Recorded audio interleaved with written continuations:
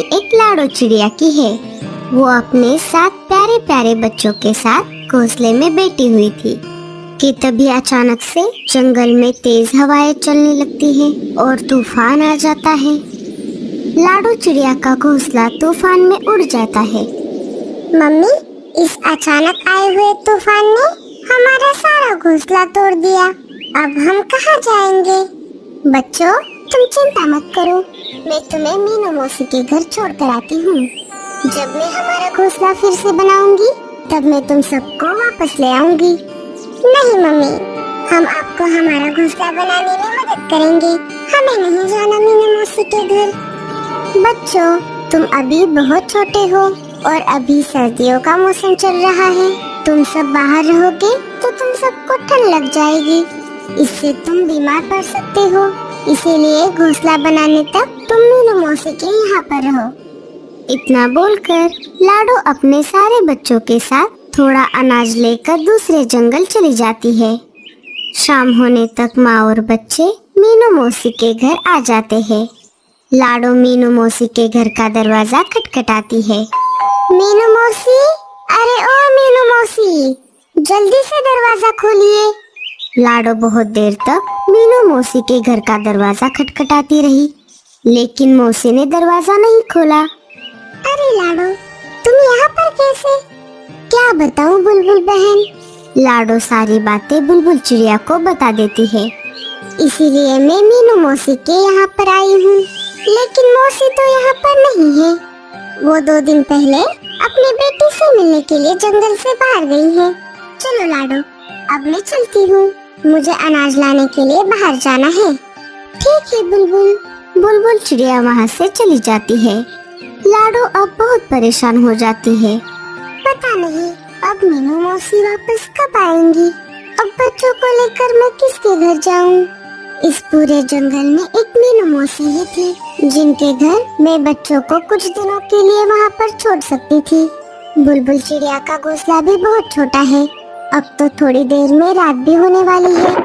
तभी अचानक जोरदार बारिश शुरू हो जाती है। लाडो और बच्चे जल्दी से वहाँ से उड़कर एक अनजान पक्षी के घर के पास आ जाते हैं। लाडो घर का दरवाजा खटखटाती है। आप सब कौन हो और यहाँ पर क्या कर रहे हो? क्यों मेरे घर का दरवाजा खटखटाया? भैया जी, मेरा नाम लाडो है और ये है मेरे बच्चे। मैं पास वाले सुंदरवन जंगल से आई हूँ। मैं यहाँ पर मीनू मौसी के घर आई थी, लेकिन वो तो घर पर नहीं है और अचानक से ये जोरदार बारिश भी शुरू हो गई है। क्या आप थोड़ी देर के लिए बारिश रुकने तक आपके घर में हमें पनाह दे सकते हो? मैं बारिश रुकते ही मेरे बच्चों को लेकर यहाँ से चली जाऊंगी। रुको चिड़िया, तुम्हें घर के अंदर लेने से पहले मैं अपनी पत्नी गोरी से पूछ लेता हूँ। कालू जी, इतनी तेज बारिश में कौन आ गया है बाहर? बाहर मीनू मौसी के कोई रिश्तेदार आई है। मीनू मौसी तो घर पर नहीं है, इसीलिए बारिश बंद होने तक हमारे घर में पनाह मांग रही है। उसके साथ बच्चे भी है। अरे नहीं कालू जी, मैं नहीं दे सकती हमारे घर में आसरा। जाओ, आप उस चिड़िया को मना कर दो। अरे गोरी, उसके पास एक पोटली भी है, लगता है उसमें अनाज है। तुम एक बार जाकर उससे बात तो कर लो। क्या क्या कहा? पोटली? रुकिए, मैं अभी जाती हूँ। सुन रही चिड़िया, मैं अपने घर में किसी को भी फ्री में रहने नहीं देती। तुम्हें बदले में मुझे कुछ तो देना होगा, तभी मैं तुम्हें घर के अंदर आने दूंगी। मेरी इस पोटली में अनाज है, आप इसमें से थोड़ा ले लो, लेकिन हमें आपके घर में थोड़ी सी जगह दे दो। ठीक है, तुम सब घर में आ सकते हो और अंदर आते समय अपने पैर पोंछ कर आना। मुझे मेरा घर गंदा और गीला नहीं करना। तुम सब इस घोंसले में रहना और तुम्हारी पोटली से आधा अनाज मुझे किराए के तौर पर दे देना। लाडो आधा अनाज गोरी कौवे को दे देती है। गोरी वो अनाज लेकर अपने घर में वापस आ जाती है। कालू जी, आज तो मजा ही आ गया। अच्छा हुआ ये चिड़िया हमारे पास आसरा मांगने के लिए आ गई। हमें तो बैठे बिठाए फ्री में अनाज मिल गया। गोरी, मैंने अदरक वाली चाय बनाई है, जाओ ये चाय उन सबको देकर आओ। बेचारे बारिश में भीग कर आए हैं। बड़े आ गए चाय देने वाले। वो सब क्या तुम्हारे रिश्तेदार हैं जो हम उनकी मेहमान नवाजी करें? अब चुपचाप सो जाओ, ये सारी चाय मैं पी लेती हूँ। आए बड़े फ्री में चाय पिलाने वाले। इधर लाडो चिड़िया को नींद नहीं आ रही थी, सारे बच्चे सो गए थे। ये गोरी कौवे तो बहुत चालाक है, बस अब जल्दी से बारिश रुक जाए, मैं सुबह होते ही अपने जंगल वापस चली जाती हूँ। सुबह हो जाती है, लाडो घर के दरवाजे पर आकर देखती है।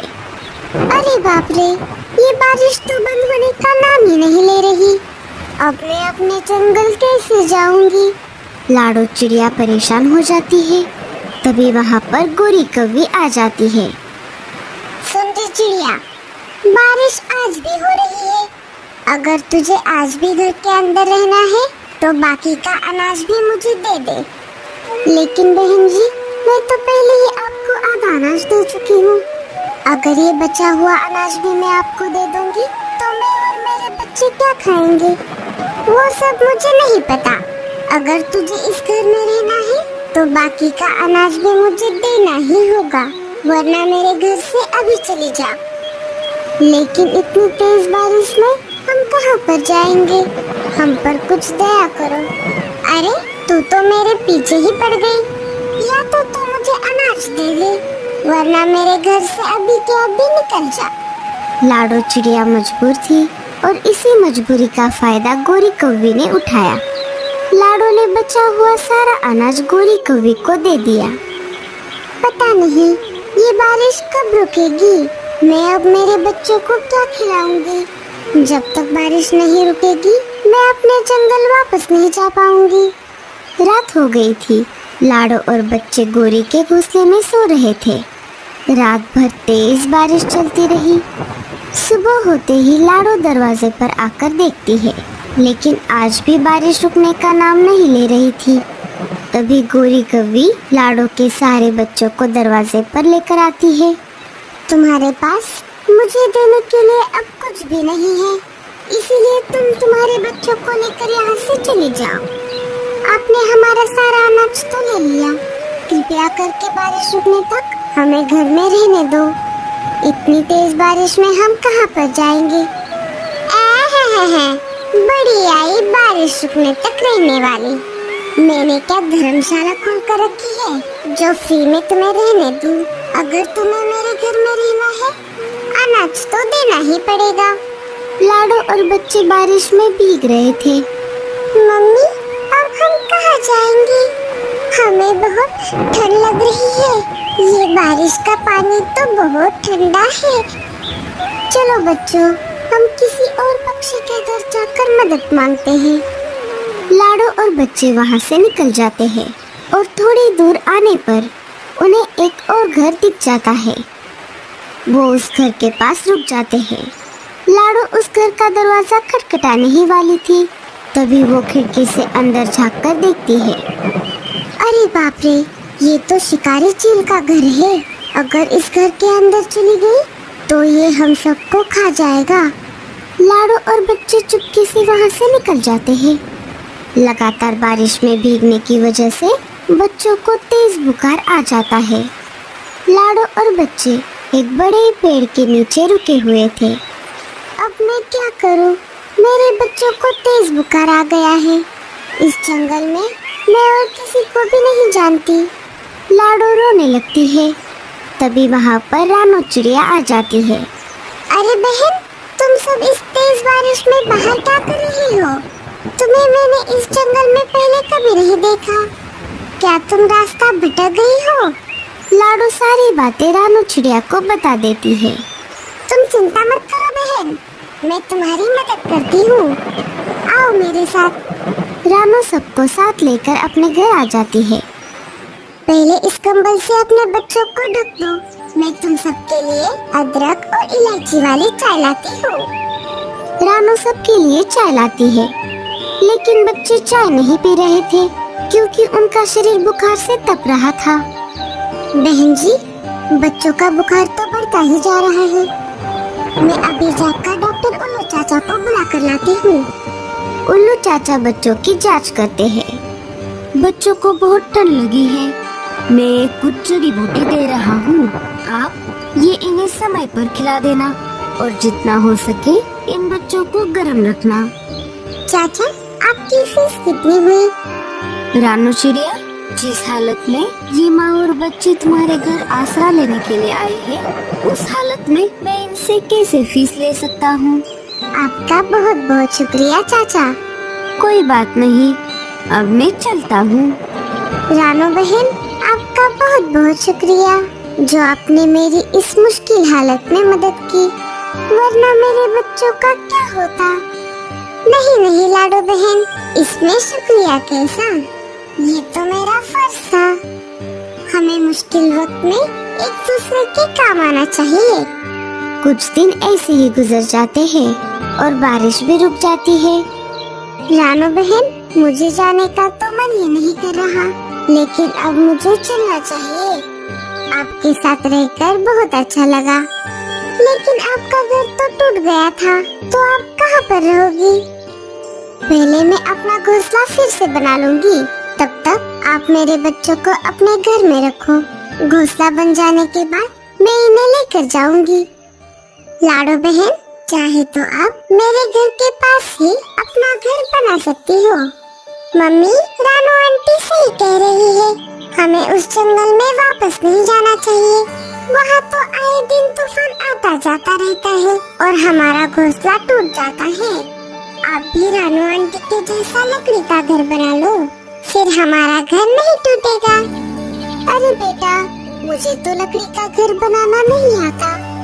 अरे लाडो बहन, तुम चिंता मत करो, मैं तुम्हारे लिए लकड़ी का मजबूत घर बना दूंगी। मुझे लकड़ी का घर बनाना आता है। आप बस जंगल से लकड़ियाँ लाकर मुझे दे दो, मैं घर बना दूंगी। लाडो चिड़िया जंगल जाकर लकड़ियाँ इकट्ठा कर कर ले आती है और रानू चिड़िया उन लकड़ियों का घर बनाती है। 2-3 दिनों में उनका लकड़ी का घर बनकर तैयार हो जाता है। रानू बहन, आपका फिर से बहुत बहुत शुक्रिया। आपने हमारे लिए इतना सुंदर, प्यारा और मजबूत लकड़ी का घर बना दिया। लाडो और उसके प्यारे प्यारे 7 बच्चे उस लकड़ी के घर में खुशी खुशी से रहने लगते हैं।